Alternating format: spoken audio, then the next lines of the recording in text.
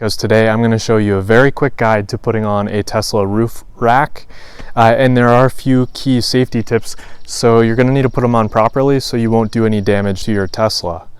And also stick around to the end because I'm going to be talking a little bit more about this specific product and a few kind of review or safety things to consider. So with that in mind, let's go ahead and jump right in.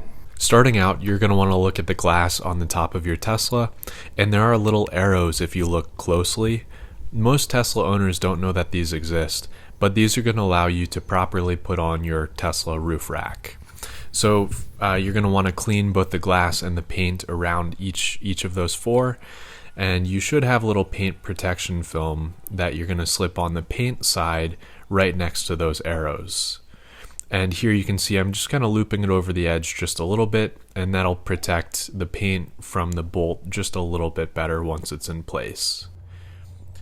Now, to get the bolt under the glass, you should have a little pry tool, and if you go to the edge of the glass, you can slip it under and then slide it all the way over to the arrow. That opens it up, and grabbing the bolt and the kind of hook, that makes it easier to slip under there and line it up with the arrow.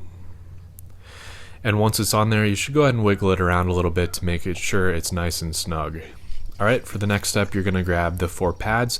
Each should have a little indicator here. This is for the front driver's seat. And putting it over the bolt is pretty easy to do. And it is form-fitted, so that helps with just making sure everything stays in place.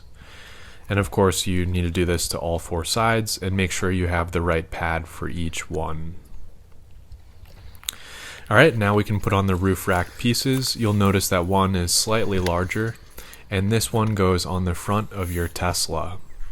So be very careful here and go ahead and slip it right over the bolts. And now we can do this to the back side. It's slightly shorter. Once again, just be careful that it doesn't come down and hit your glass, and make sure it's on there nice and snug. And now we can go ahead and lock it into place by screwing these on. This is where the damage to your Tesla, or where I hear most stories of people damaging their Tesla. You're going to want to hand tighten them, and then you should have a tool to tighten them further as well. Although if you over tighten them, this can end up cracking the glass on the roof. You might even want to use a torque measuring tool to make sure it's not too tight. You can also lock these if you're maybe hauling expensive bikes or gear. Nice little feature. And for safety, make sure you give it a good tug from all the 4 sides in different directions to make sure it's on there snug. And for the last step, you can put on these little covers. They're quite easy to pop on. There you have it. Those are the easy steps to correctly installing a Tesla roof rack.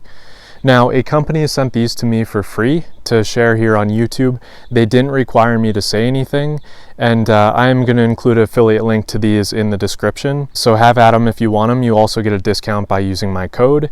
But some people have mentioned that they don't necessarily trust the welds. Here you can see the welding up close. It doesn't look maybe like it's the best, but I did end up putting it through some shock stress testing with a hammer. I did a lot more than just this. I even walked over it. I'm about 200 pounds. But either way, depending on how much weight you plan to carry and how aggressive of a driver you are, this is something to consider. Thanks for stopping by, and if you like this quick guide, I really appreciate it if you just tap that like button as well as subscribe. I hope to see you again soon.